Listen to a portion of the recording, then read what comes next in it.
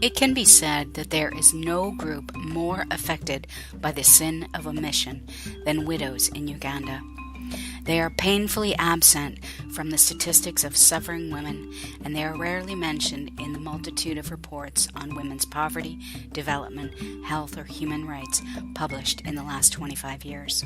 Growing evidence of their vulnerability, both socioeconomically and psychologically, now challenges many conventional views and assumptions about this invisible group of women. Action for Youth and Women Development, AYWD Uganda, is committed to shining a light on this aspect of women's lives, which receives varying treatment within different regions and districts. While for developed countries, substantial statistical information exists on ages and numbers of widows, the data available on the subject of widowhood for developing countries is extremely limited. Following the death of a male head of household, it is common for relatives, community members, authority figures, and other opportunists to plunder the property, including the home and its surrounding gardens, that belong to the deceased or to the couple jointly. Land security is essential to livelihood security for most Ugandans, as over 85% of those who live in rural areas depend on agriculture as the major contributor to their livelihoods. When widows become victims of property grabbing, they lose not only their homes and personal possessions, but their sources of food and income. As a result, they may become homeless, malnourished, driven further into poverty, and vulnerable to further exploitation.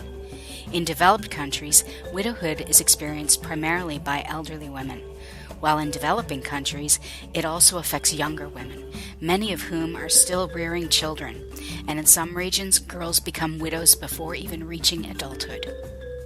While the Ugandan Penal Code and other statutes did not include a specific offense called property grabbing, the act of stealing a widow's land violates numerous criminal statutes. Although many property-grabbing perpetrators attempt to hide behind customary practices of refusing women and children the right to own property, the constitutional and laws of Uganda supersede such traditions, guaranteeing the equality of land and inheritance rights between men and women, as well as the equal protection of the civil and criminal law. Unfortunately, property grabbing against women remains entrenched in the socio-cultural and gender norms of Uganda, and the Uganda public justice system has not effectively delivered on its aspirations of protection and security promised by the laws of Uganda. AYWD aims to provide capacity building through legal advocacy on property issues, business trainings, technical support, and microloans to struggling widows in Uganda, empowering them to start small businesses and create a better life for their families. We are 95% through the publication of a book called The Widows Club, which features authentic, haunting images and stories of 26 widows and their children. It's an inspiring piece that offers stories of hope, heartbreak, and humanity. The proceeds from the sale of this book will go towards a micro-lending program. Today, most of the widows and their families survive on one meal a day, with very poor diets or even without food entirely for the day. Worst of all, many needy, fatherless children are not getting educated because their mothers or guardians cannot afford to keep them in school. The borrower's priorities for the use of their profits from the business are better nutrition, health care, and covering school fees for their fatherless children. Through our participatory approach, we will provide interest-free loans to women to start up their own businesses. We will also organize weekly business trainings and will be available to give technical support and business advice to them.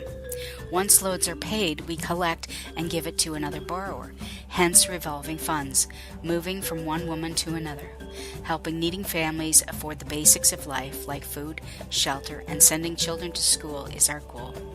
By providing a hand up to struggling widows, we will be helping them achieve their dreams.